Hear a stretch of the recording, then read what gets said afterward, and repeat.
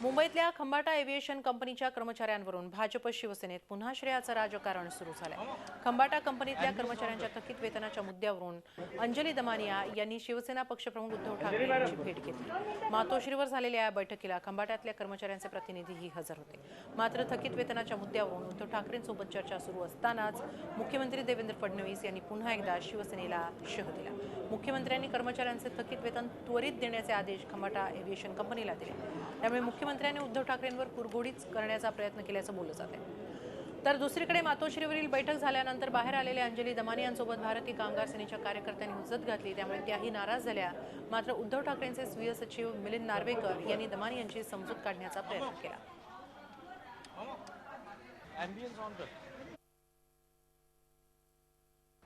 उद्या सकाळी आपल्यापैकी 5 लोक आज जाऊन बाकी जी 852 इक्विपमेंट आहेत ती उद्या तहसीलदार पोलीस फोर्स घेऊन सगळीच्या सगळी सीज करू आणि जे जे कामं करायची आहेत ती कामं आता उद्यापासून आपण सुरू करणार आहोत। त्याच्यात जीविकेनी आणि सगळ्यांनी पूर्णपणे आपल्याला मदत करणार असं सांगितलंय। उद्धवजींनी सुद्धा आपल्याला पूर्ण मदत करणार असंही सांगितलंय। सगळ्यांनी मान्य केलेलं आहे की मूळ जे तुम्ही सगळे कामगार आहात, तुमची जी काही न्याय हक्काची देणी आहेत ती मिळवून देण्यासाठी एकत्र एक टीम म्हणून काम करायचं। आणि त्याच्यामध्ये जीविके पण म्हणाले की आप बोलिए हम आपके साथ है, जो भी करना चाहिए हम करेंगे।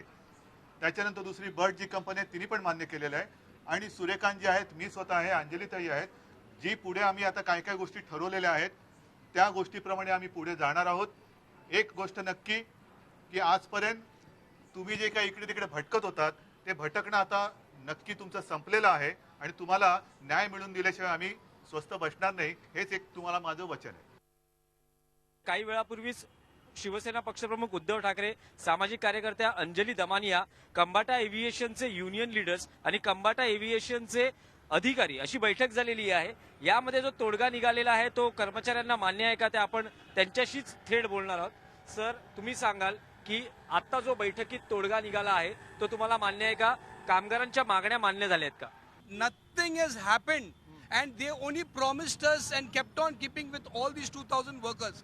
Now you just tell me one fine day they tell you, okay, now you all don't come on duty, your company yet is on.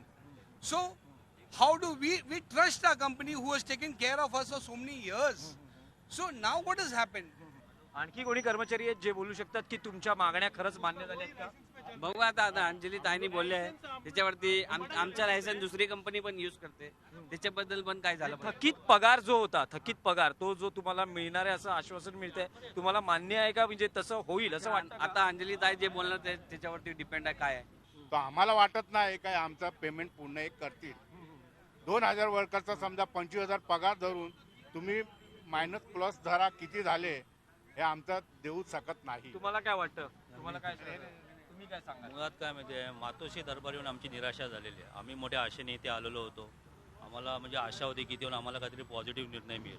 Already आम्हाला 10 महिने पगार नाही आहे। 10 महिने आम्ही कसे तरी आता काढले आणि इथे पुन्हा आम्हाला असं सांगितलं जातं आहे की तुम्ही 2 दिवस इथे येऊनही आम्हाला आश्वासन मिळालं। तर इथे येऊनही एवढ्या मोठ्या ठिकाणी येऊन एवढ्या मानाच्या ठिकाणी आम्हाला आश्वासन मिळत असेल तर आम्ही काय करायचं? आज तुमचा एक महिन्याचा पगार नसेल, मुलांची फी आहे, मुलांची शाळा आहे, हा घरातलं रेशन पाणी कसं भरणार सांगा ना?